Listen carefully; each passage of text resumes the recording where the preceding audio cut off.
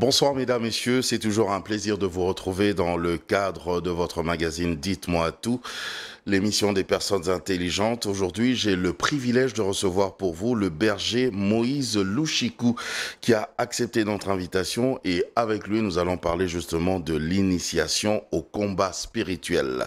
Berger Moïse Louchikou, bienvenue. Merci, tonton Jaco. Merci d'accepter notre invitation. Merci. Alors nous sommes en direct, donc vous pouvez toujours essayer de nous laisser un message, sans problème. Alors l'initiation au combat spirituel, quand on parle du combat spirituel, c'est quoi? Quand on parle du combat spirituel, on voit directement la guerre qui existe entre nous, enfants des dieux, et le monde que je peux appeler entre guillemets monde parallèle, c'est-à-dire un monde qui est contraire au nôtre. Donc, brièvement, nous sommes en train de voir le diable et sa cosmogonie qui se sont organisés pour nous attaquer. Et c'est ça le combat spirituel. Donc dans la spiritualité, il y a un autre monde. Tout à fait. Lorsque le diable, lorsqu'il était Lucifer, quand il s'est rébellé, et il a même pris le tiers des anges. Et il a fait sa rébellion, il a pris un coin.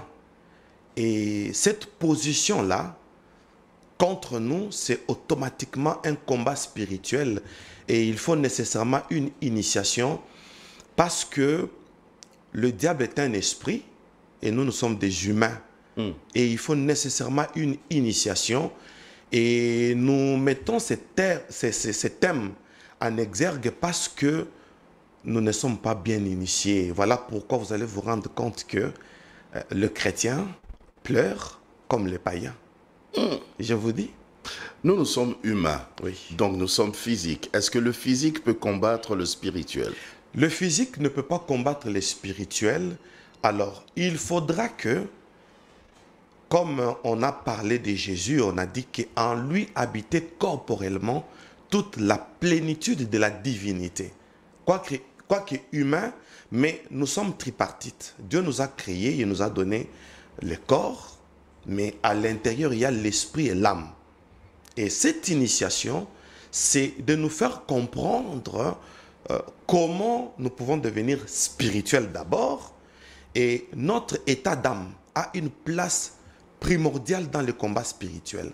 Et là, notre corps ne sera qu'un moyen par lequel l'esprit va habiter et le combat spirituel sera possible. Et si nous développons aussi les dimensions spirituelles, nos sensibilités seront aiguisées et là, nous allons développer la connaissance. Alors, la Bible dit, vous connaîtrez la vérité et la vérité vous affranchira.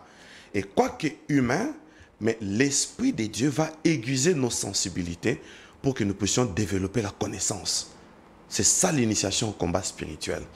Permettez-moi de poser quand même cette question, que un des serviteurs de Dieu m'avait dit sur ce plateau. Il a dit qu'en principe, on ne devrait même pas parler de combat spirituel parce que le combat en soi, si combat il y a, c'est plutôt le bon combat de la foi et non le combat spirituel parce que Dieu lui-même, il combat pour nous et il nous donne la victoire.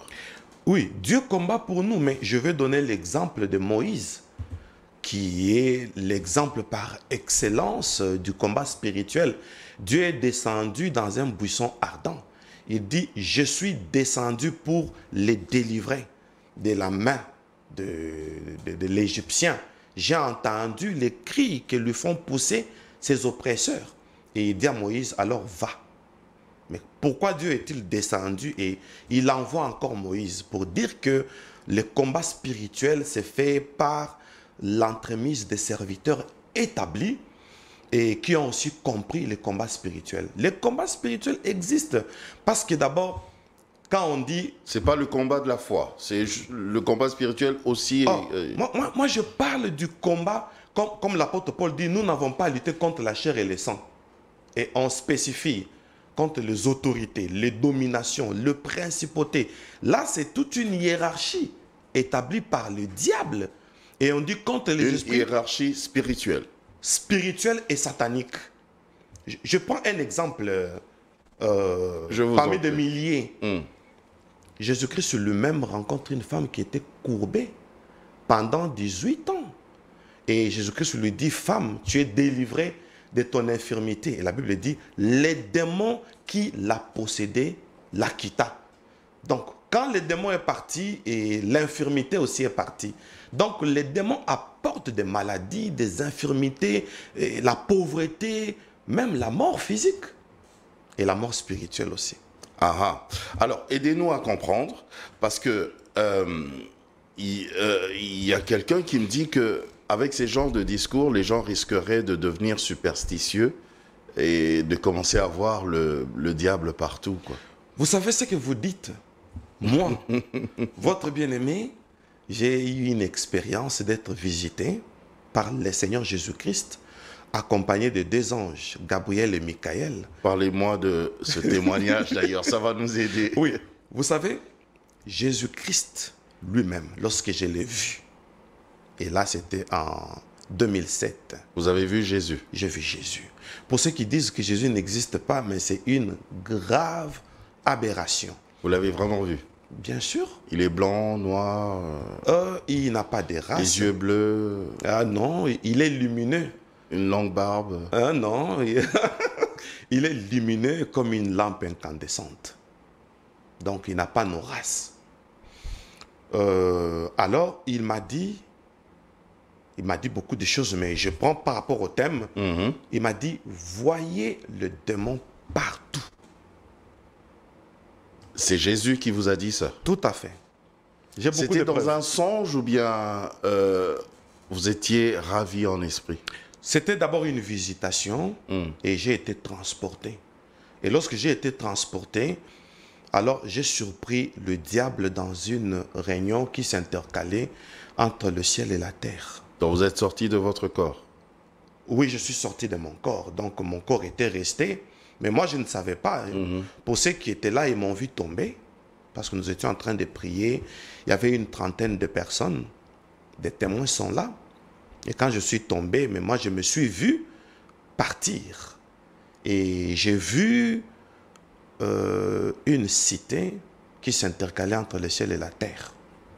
Et c'est là que j'ai su pour la première fois que, effectivement, l'adversaire dont nous faisons mention dans nos prédications existe réellement. Et il s'organise. C'est nous qui ne sommes pas informés. Dommage. Vous avez vu cette réunion-là? J'ai assisté dans cette réunion parlez-nous-en, excusez-moi. bien sûr, pendant 4 mois. Pendant 4 mois. C'était une fuite d'informations parce que le diable est en train de donner des stratégies dans un discours.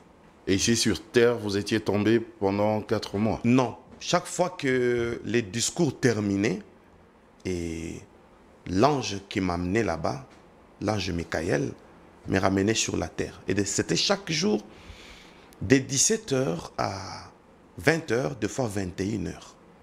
C'est là que j'ai tout vu, raison pour laquelle je vous amène le message du combat spirituel suite à cette fuite d'informations. Parlez-nous-en. Ok. Je veux parler sur le début du combat spirituel. Dans le combat spirituel, il y a 2 phases. Il existe un triangle magique et il existe aussi les carrés magiques. Ce ne sont pas des mots compliqués.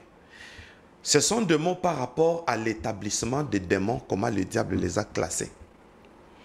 Sur les triangles magiques, là, dans cette salle de réunion, j'ai vu les diables, nous étions inaperçus, le diable s'est transformé en chat, une grosse tête de chat.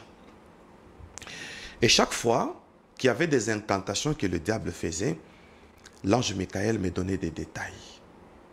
Il m'a dit, tu dois avoir l'idée sur cette image que le diable a pris pour se faire adorer. Alors sur les triangles magiques, il y a 3 esprits. Le premier est d'origine égyptienne et le deuxième est d'origine grecque et le troisième est d'origine romaine. Automatiquement, les triangles magiques, c'est la mythologie. la mythologie a existé depuis des générations reculées et le diable a commencé déjà à travailler. Et il y a même des rêves mythiques où vous vous retrouvez dans certains endroits, alors que c'est de la mythologie, tellement qu'il n'y a pas de l'information. Vous rencontrez des inconnus dans les rêves, mais vous parlez avec eux, vous mangez avec eux, automatiquement, ça montre l'état d'âme. Donc, nous avons un état d'âme qui est ouvert. L'état d'âme qui est ouvert, c'est-à-dire nous approchons des inconnus. Voilà pourquoi on peut se retrouver dans l'eau, dans une forêt, dans un désert. Donc, nous sommes des âmes légères. Juste une parenthèse, vous parlez Oui. de la mythologie qui existait depuis longtemps. Oui. La mythologie que nous avons apprise Oui. à l'école, mythologie grecque, mythologie romaine et tout ça. Égyptienne. Oui. Donc c'est des vrais personnages spirituels qui existent. Ce sont de vrais personnages spirituels. Des divinités qui existent vraiment. Maintenant, ces divinités-là, dommage, par ignorance, Mars, Jupiter et tout ça. ce sont des incantations incroyables. Cupidon. Oui. Imaginez-vous, nous avons 12 mois pour une année. Et chaque mois a été dédié à une divinité. Et ces divinités sont en train d'émettre des ondes négatives. Mais je vous dis, ces ondes négatives, ce sont les ondes cosmiques. Et On m'a parlé même des jours de la semaine aussi. Chaque jour dédié aussi à une divinité. à une divinité, vous voyez par exemple le jour de la semaine, avec le calendrier romain, la semaine commence avec une divinité. Lundi vient de Lune, Lunua et Dies. Donc le jour de la lune. Et le dernier jour de la semaine, le 7e jour de la semaine, c'est dimanche, Sunday. Vous voyez que la semaine commence avec un astre, la lune, et la semaine finit avec un astre, le soleil. Automatiquement, la semaine est envoûtée par une astrologie. Wow. Et je vous dis, alors, remarquez dans la Bible, Job, quand la souffrance lui est arrivée, il a maudit sa date de naissance, son jour de naissance, parce qu'il était un prophète presque. Il a compris que sa souffrance était due à une incantation à partir de sa date de naissance. Dommage. La Bible dit que le jour où tu es né, tu n'as pas été lavé par le sel. Ce n'est pas le sel de mer, mais c'est un sel symbolique. Nous voyons le mystère du sel lorsque Josué... Le sel comme la purification. Très bien, comme la purification. Rappelez-vous de cette ville qui a été vouée par interdit et a été purifiée avec le sel. Donc, le sel, symbole de la purification de mauvais sorts. Ce n'est pas le sel matériel. La Bible est un livre très symbolique. Donc, des fois, la Bible prend des images. Maintenant, il faut être prophète pour comprendre la nuance de l'image que la Bible prend. Donc, le combat spirituel est tellement vrai, parce qu'on a ouvert cette parenthèse, pour dire que nous ne sommes pas vraiment encadrés et orientés pour comprendre le domaine dans lequel le diable travaille. Voilà pourquoi vous allez vous rendre compte que nous n'avons jamais été délivrés de nos dates d'anniversaire. On doit aussi être délivré de nos dates d'anniversaire. Parce que notre date d'anniversaire nous relie À un jour de l'année. et déjà, ce jour-là... Et ces jours représentent une divinité. Et ces divinités-là sont des entités. Or, une entité est une représentation mystique que le diable utilise. Et quand on aura peut-être une autre occasion, pour que je puisse expliquer le 12 mois de l'année et l'interprétation de chaque entité qui s'est cachée dans le mois. Parlez-nous-en juste, même un peu. Ah bon. Je suis curieux. Ok. Prenons par exemple le jour de la semaine. On prend par exemple un lundi. Lundi, c'est la personne qui est née le lundi, le combat de sa vie, c'est la sorcellerie. La puissance astrale, démon de lune. Et la centrale des démons de lune est sous la mer. Et là, c'est quand je vous parlerai de l'organisation des sirènes sous la mer. Parce que sous la mer, il y a... Les sirènes existent. Moi, je suis en train juste que... C'est pas un mythe. Non. Je vais vous donner un exemple. Le monde des sirènes n'est pas un mythe. Pourquoi? Parce que les sirènes fabriquent des objets, même les objets de beauté, et c'est transféré ici sur Terre. Comme quoi?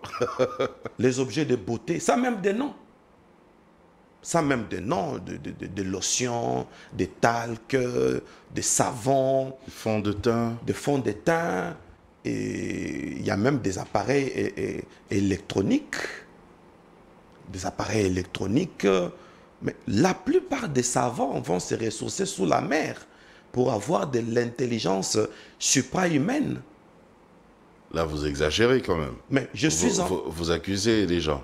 On n'accuse pas les gens, mais vous savez, l'apôtre Paul a dit quelque chose, mais le monde n'a pas compris son langage, même le monde chrétien. Il dit, je bats non comme battant l'air. Donc le combat spirituel est une précision. Il y a les gens qui disent, je prends l'épée de l'esprit, je prends le fouet de l'esprit, je fouette les démons. J'entre dans le camp de l'ennemi. Mais tu n'as pas vu ces camps. Vous n'avez pas vu ces camps. Donc il faut... Mais par la foi? Non. Vous savez, dans les combats spirituels, la Bible dit, mon peuple périt faute de connaissances. Et la Bible dit, vous connaîtrez la vérité et la vérité vous affranchira. Vous voyez, Job était un homme intègre, mais il ne connaissait pas les combats spirituels. Voilà pourquoi la Bible dit, il y a eu un vent venant du désert. Ça a écoulé les murs. Job a perdu ses enfants comme ça parce qu'il n'était pas préparé au combat spirituel. Et David prophétise, il dit, l'Éternel exerce mes mains au combat. Donc, nous sommes exercés au combat spirituel. Souvent, nous chassons l'esprit des morts, mais nous ne connaissons pas comment travaille l'esprit des morts. Et aujourd'hui, je voudrais... Comment il travaille? Vous me donnez envie de vous garder encore et encore. Ah, faites-le. Faites-le. Moi, j'ai une vocation prophétique. Et j'ai eu le temps de découvrir beaucoup de choses dans mes extases lorsque le Seigneur m'a transporté. J'ai découvert quelque chose qui m'a fait très mal. Laquelle? Parce que vous avez dit que j'en parle. J'ai découvert le premier esprit où le diable s'est incarné pour apporter la mort. Et vous allez vous rendre compte que des fois, l'esprit de mort que nous chassons, ce n'est pas l'esprit de mort. Oui. L'esprit de mort provient de l'Égypte. Il s'appelle Anubis.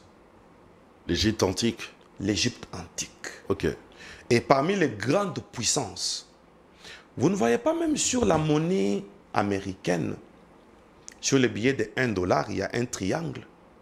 Et sur la base de ce triangle, on a écrit des chiffres romains. Pour dire que... Ce triangle-là, c'est le fameux triangle magique le fameux triangle magique que vous avez évoqué là. Oui. Qui a l'Égypte, parce qu'un triangle a 3 sommets. Alors nous voyons le premier sommet qui est l'Égypte, l'autre sommet qui est la Grèce, et l'autre sommet, c'est Rome. Donc, chaque sommet cache un mystère. Et aujourd'hui, je voulais vous parler d'un seul sommet, parce que c'est long. Le premier sommet, c'est l'Égypte. L'esprit des morts provient de l'Égypte. Et je vais vous révéler quelque chose. Lorsque Hérode voulait tuer Jésus, il y a eu l'intervention d'un ange. Ça a été très mal interprété, cette partie ici. Et ça sera aussi un correctif. Ok. Ouais. Dites-nous tout alors. Je vais tout dire. l'ange dit à Joseph, prends Marie et prends l'enfant, allez en Égypte. Les gens ont dit, voilà, Jésus était parti en Égypte pour se faire initier. Non, pas du tout. C'est ce que les gens racontent. C'est ce que les gens racontent par ignorance. Parce que Hérode voulait tuer Jésus. Et le ciel a décidé que Jésus aille affronter cet esprit de mort. Anubis, c'est un esprit égyptien. Oui. Alors, ça, c'est votre propre exégèse que vous faites là. Allons dans la Bible pour démontrer que ce n'est pas mon exégèse. S'il vous plaît. Vous savez, la Bible dit, nous n'avons pas à lutter contre la chair et le sang. Et Jésus regarde Hérode. Il voit que c'est une chair. C'est un être humain. Dans les GPS spirituels, il regarde quel est l'esprit qui anime Hérode. C'est un esprit égyptien. Alors il dit, tu es tellement petit parce que tu es un humain. Je vais affronter l'esprit qui t'anime pour me tuer. Le combat spirituel, c'est un combat qui ne se fait pas avec les humains. Si on affronte l'esprit qui anime les humains, c'est comme la sorcellerie. Si on affronte l'esprit qui nous combat par la sorcellerie, vous allez vous rendre compte que le sorcier sera sans armes et il sera inutile. Voilà pourquoi Jésus-Christ est parti en Égypte pour affronter Anubis. Et lorsqu'il l'a affronté, Hérode est mort. Ben, c'est écrit où ça? Dans les textes.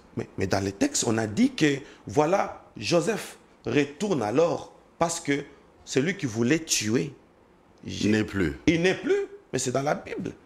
Ce n'est pas mon exégèse. Tout est biblique. Donc, le secret du combat spirituel consiste à dépouiller les esprits qui animent les humains. Raison pour laquelle j'ai été transporté en Égypte avec l'ange Michael. Ok, lui-même l'ange Michael.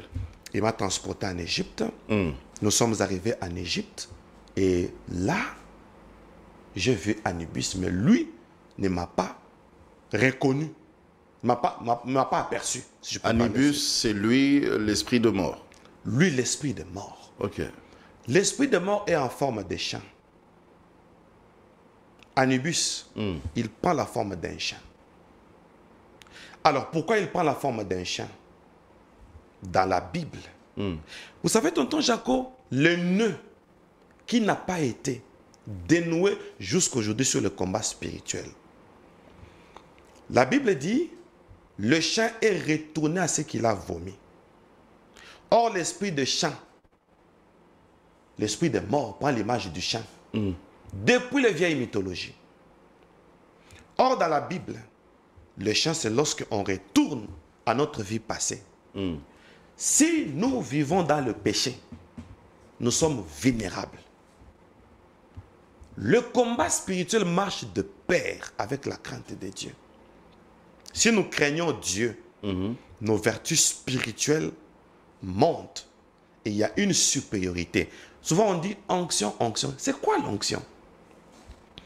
Vous savez, quand on craint Dieu, la vertu de la crainte de Dieu fait découler l'onction. C'est ça l'onction.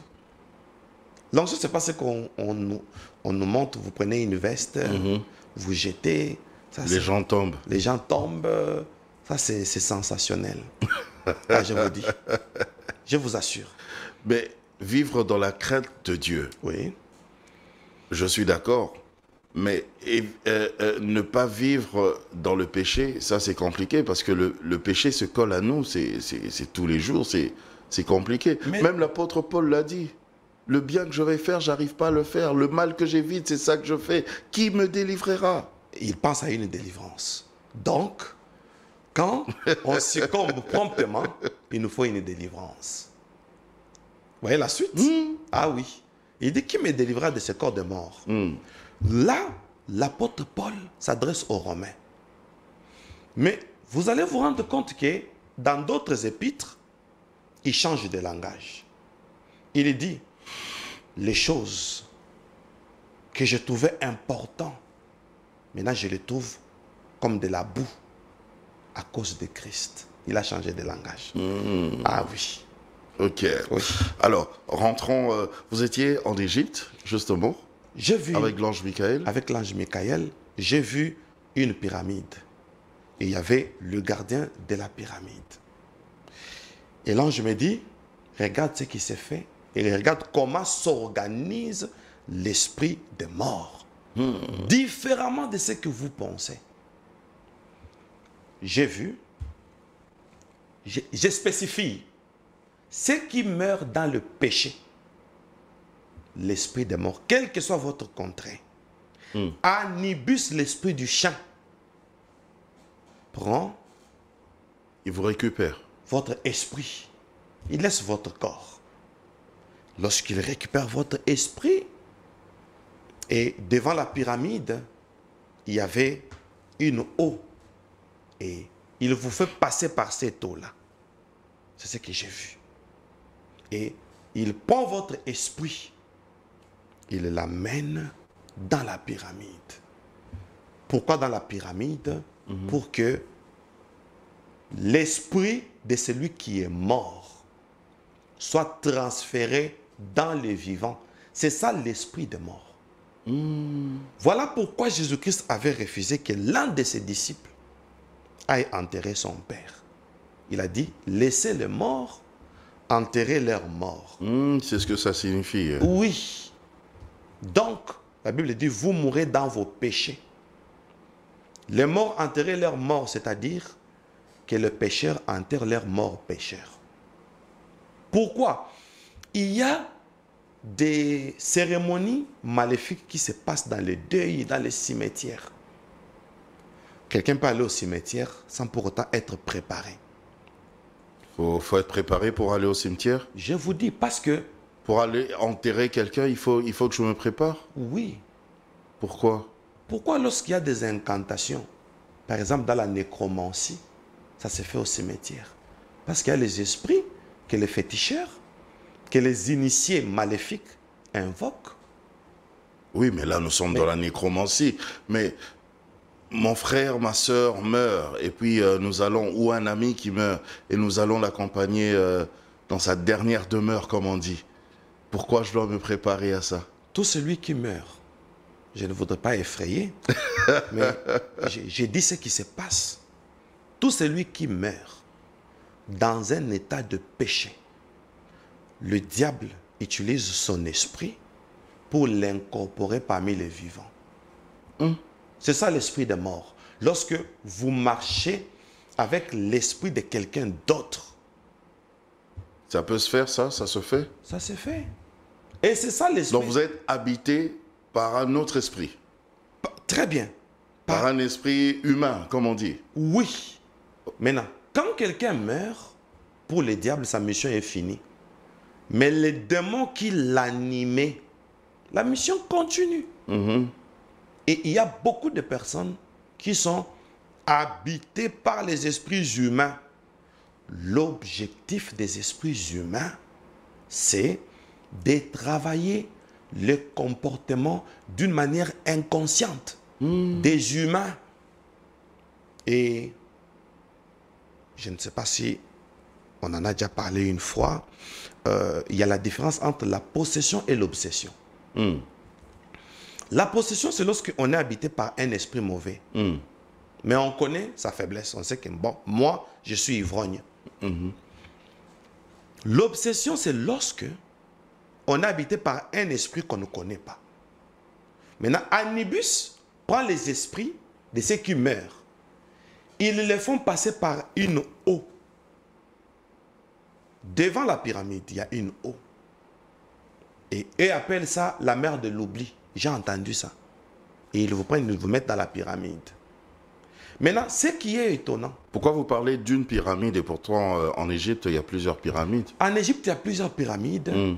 Mais là où on enterrait les pharaons, parce que... C'était dans une pyramide bien précise. Une pyramide bien précise. Ok.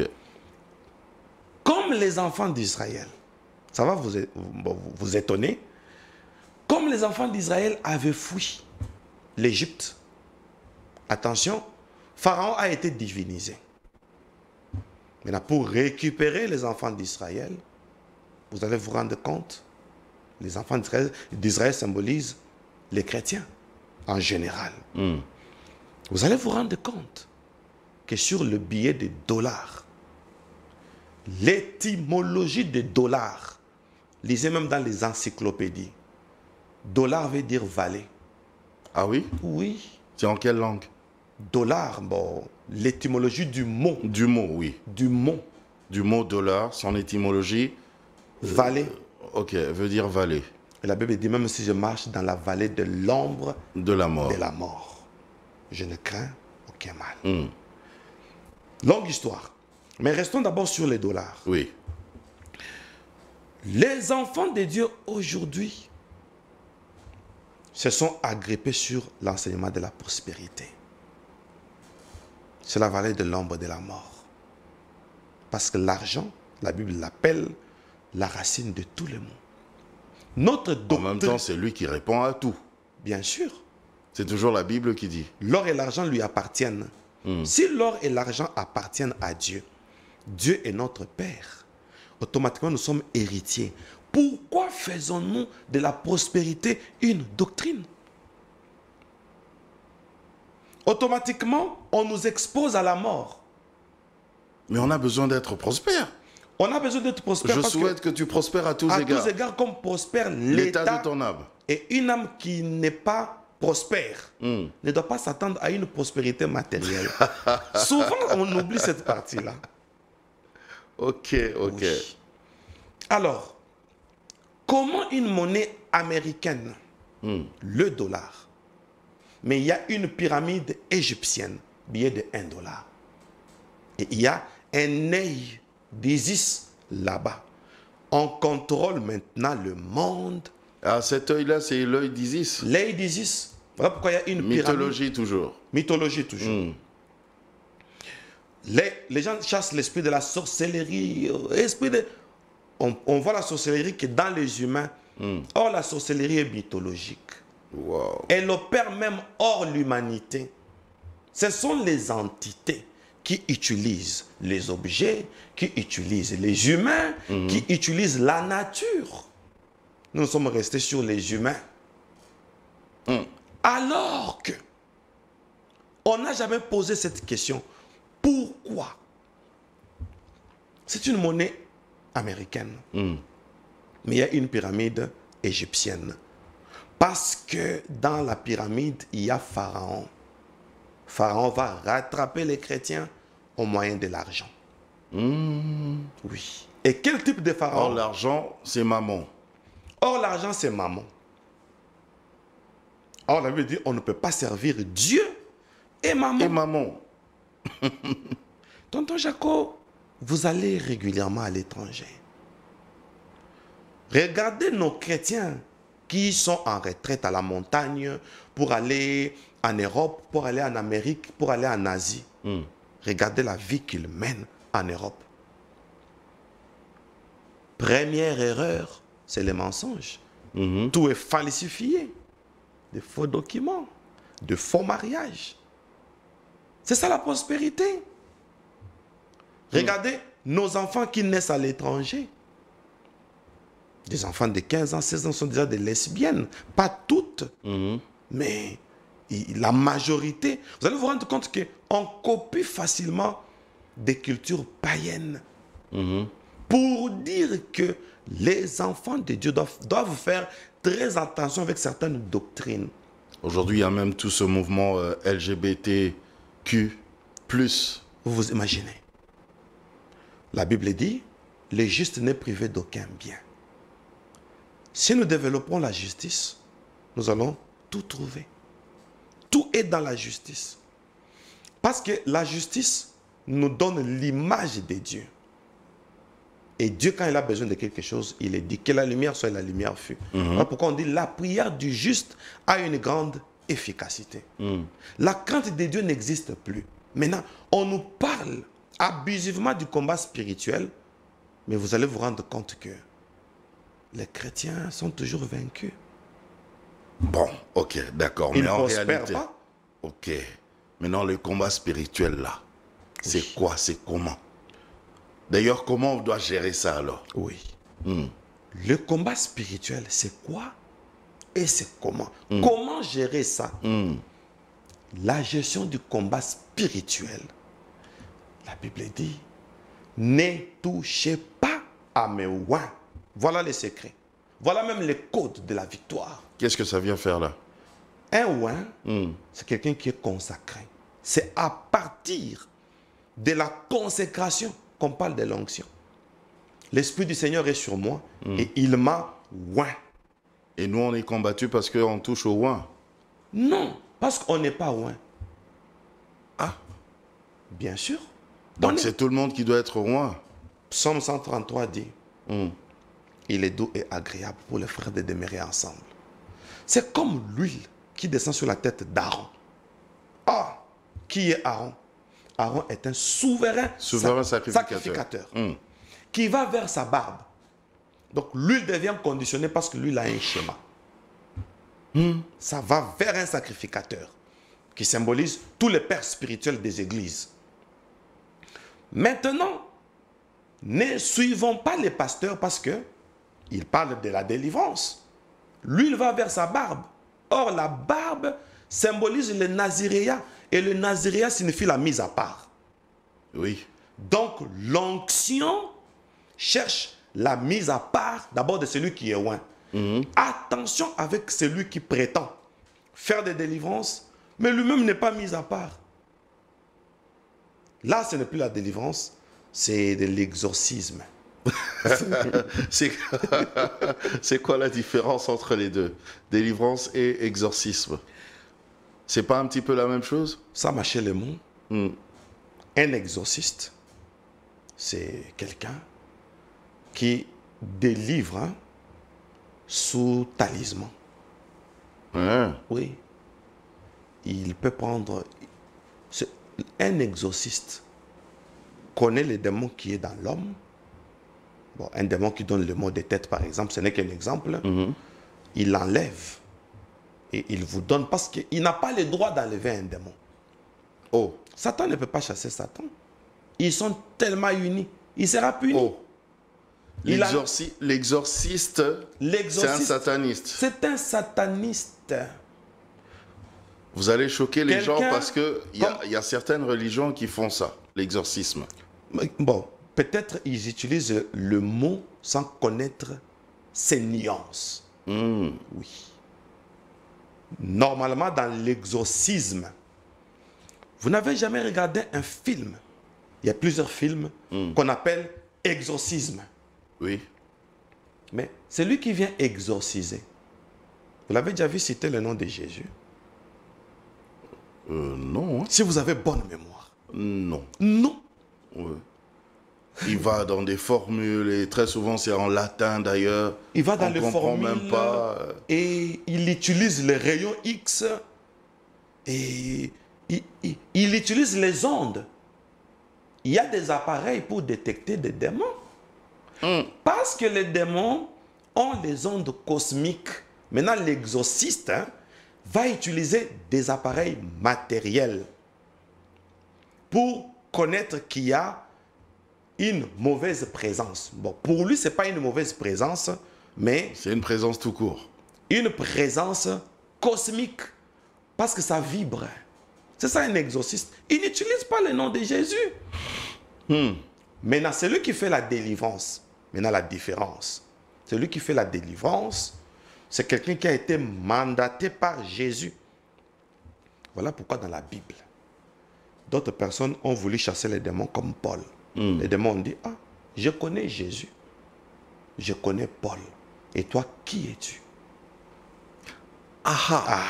Donc pour exercer le combat spirituel et la délivrance, tu dois être identifié dans le monde spirituel. Et maintenant, cette identification, c'est l'huile qui descend sur la tête. Il faut être sacrificateur. Il faut être sacrificateur. Et ce qui est un sacrificateur, c'est un engagé dans le ministère. Et maintenant, pourquoi aujourd'hui nous ne sommes pas délivrés, tonton Jaco? Pourquoi? Parce que l'huile va vers la barbe. Si vous avez un leader ecclésiastique qui n'a pas de barbe, qui n'est pas la barbe physique, symbole du naziréa, qui n'est pas consacré, l'huile ne va pas atteindre le corps. Parce que le naziréa, Oui. c'est celui qui est consacré. Consacré à une mise à part. Qui est mis à part. C'est-à-dire, Et le naziréa a des principes. merci beaucoup. Il a une ligne de conduite. Merci beaucoup. Voilà pourquoi certains fidèles des églises ne sont pas délivrés à cause du manque des naziréas de leur pasteur. Parce qu'un aveugle ne peut pas être conduit par un autre aveugle. Les deux tomberont dans une même fosse. Et le conducteur et les conduits.